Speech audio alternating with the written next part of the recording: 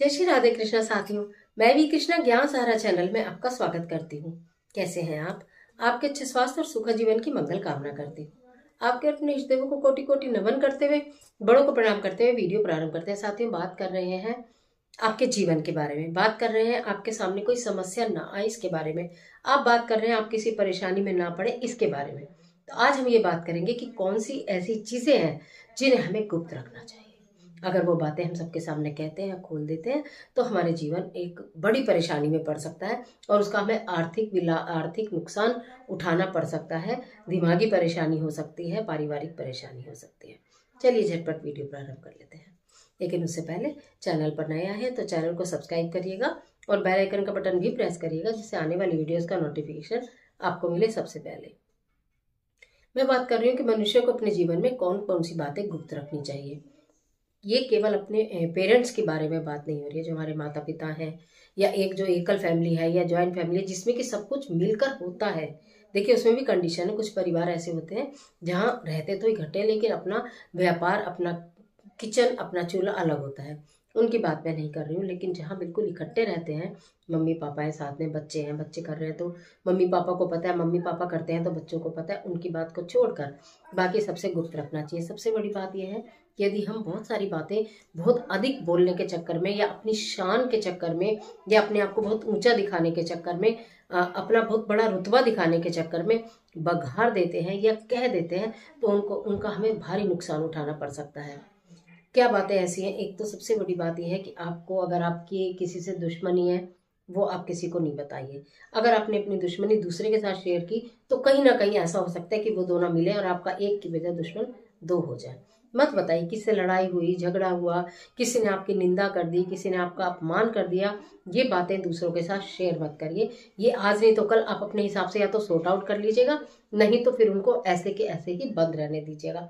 दूसरों के सामने ऐसी बातों की चर्चा करने से आपकी वो बातें दूसरा व्यक्ति सुनता है और वो आपके अंदर भी कमी ढूंढ सकता है कि इनका अपमान हुआ तो कहीं ना कहीं इनकी भी गलती है। तो दूसरे को बात करने का मौका देने नहीं चाहिए, अपने अंदर इनको रखना चाहिए। तीसरी बात यह है कि अगर आप बहुत अधिक कर्जदार हैं तो उसकी बात किसी को मत बताइए। हर व्यक्ति आपसे बचने लगेगा कि इसने दूसरे से कर्जा लिया हुआ है, कहीं ये हमसे भी पैसा ना मांग ले, या ये इतना ज़रूरतमंद है कि आपसे, अगर आप ज़रूरतमंद हो, ये किसी को पता चलेगा तो आपको मालूम है कि आधे लोग ऐसे ही आपसे दूर हो जाएंगे। तीसरी सबसे बड़ी बात यह है कि आप अगर परिवार में बहू है, बेटी है, उनके कोई प्रेम प्रसंग हैं जो खुल गए हैं, जो शादी से पहले के हैं और आपको पता है, उनकी चर्चा भूल से भी किसी के साथ मत करिए। वो जहां दब गए, जैसे दब गए, उसको वैसे ही रहने दीजिए। अपने मुंह से उन बारे में कोई बात नहीं करिए। इसी के साथ साथ यदि आपका बच्चा विदेश में पढ़ने के लिए गया है, जॉब करने के लिए गया है, तो एग्जैक्ट प्लेस का नाम किसी को मत बताइए। एग्जैक्ट प्लेस का नाम किसी को मत बताइए। अगर आपने कहीं कोई नई प्रॉपर्टी खरीदी है, वो किसी को मत बताइए। कोई प्रॉपर्टी सेल की है, उसका पैसा आपके घर में आया है, वो किसी को मत बताइए कि मेरे घर में सेल करी है प्रॉपर्टी और उसका पैसा आया हुआ है।